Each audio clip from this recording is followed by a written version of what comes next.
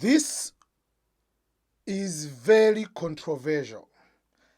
I want you to listen by yourself. And after listening to this, I want you to get your opinion.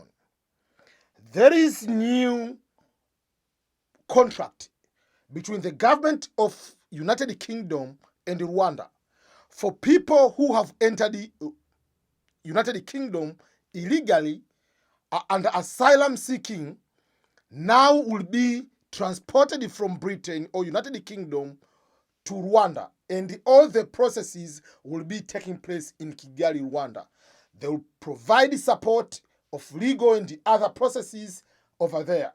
Listen to yourself, and then from here we'll be able to have a little bit what should that mean, or what does that mean to people who are looking for asylum in United Kingdom.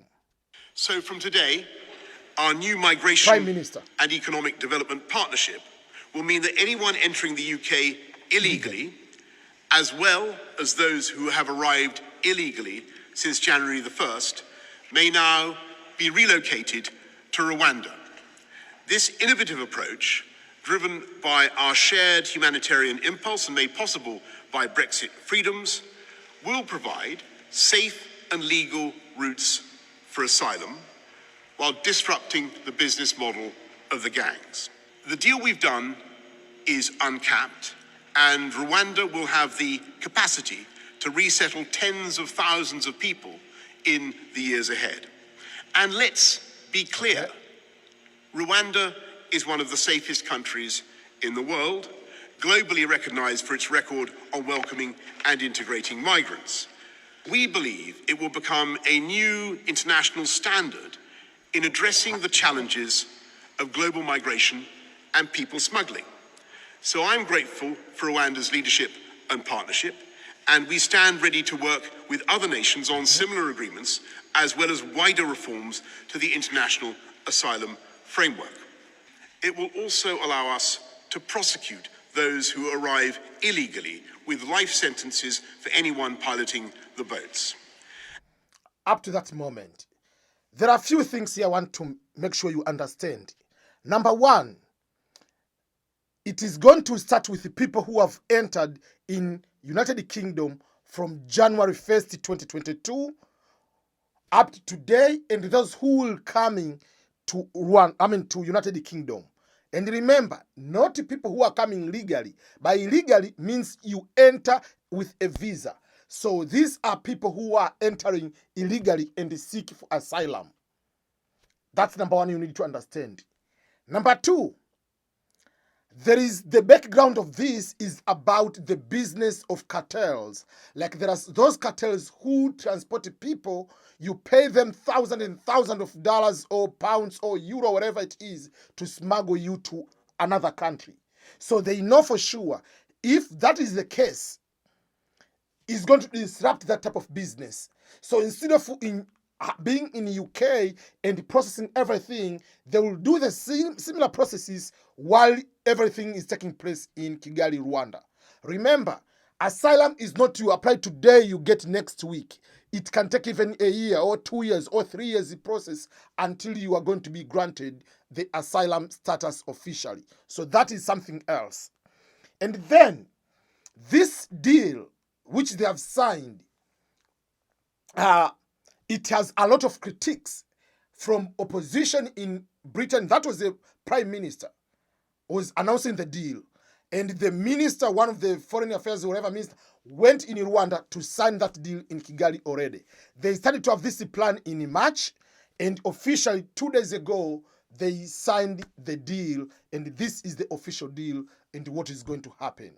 Will the UK change this deal? This following the controversy of it, following the pressure from some of humanitarian affairs people, human rights, and as well as other opponents in the parliament? Probably not. Why? Because now they are looking for deals also to other countries so that they can discourage by doing that way. United States had some sort of similar policy, which is called remain in Mexico.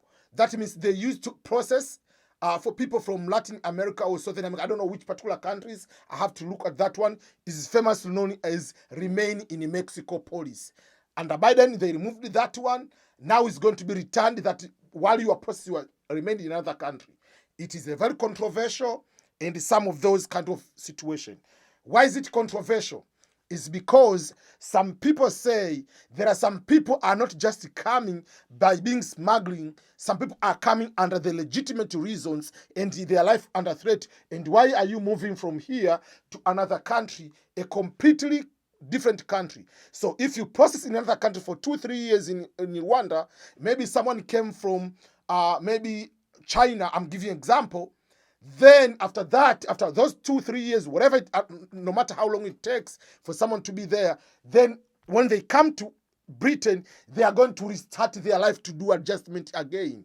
But if they are already in Britain, while they are waiting for the processing, the adjustment will be there. Once they have official status, they will continue to excel into the economy of Britain than wasting more money to another country. Then from that country, you bring back them in Britain, then it takes longer. And to identify, intercept, and investigate these boats, from today, the Royal Navy will take over operational command from Border Force in the Channel, taking primacy for our operational response at sea, in line with many of our international partners, with the aim that no boat makes it to the UK undetected. This will send a clear message to those piloting the boats.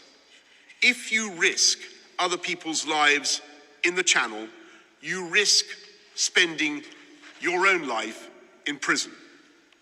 People who do make it to the UK will be taken not to hotels at vast public expense. Yes, that's the reason. Rather, they will be housed in accommodation centres like those in Greece, with the first of these to open shortly. If they come across the Channel illegally in these vessels, then they risk, as I've explained, ending up not in the UK, but in Rwanda. And that is something that I believe will, over time, prove a very considerable deterrent. Thank you all very much. Thank you. And he refused to take the questions after that. So this is the controversial part.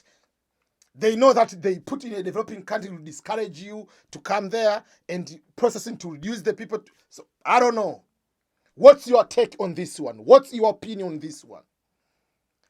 Do you think this move is humanitarian?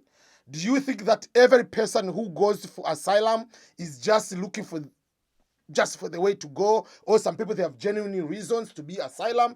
And does that affect lives of more people by taking them to a completely different country to process them there and then bring back to Britain after wasting other couple years in the different country? So I would like to hear your input on that one.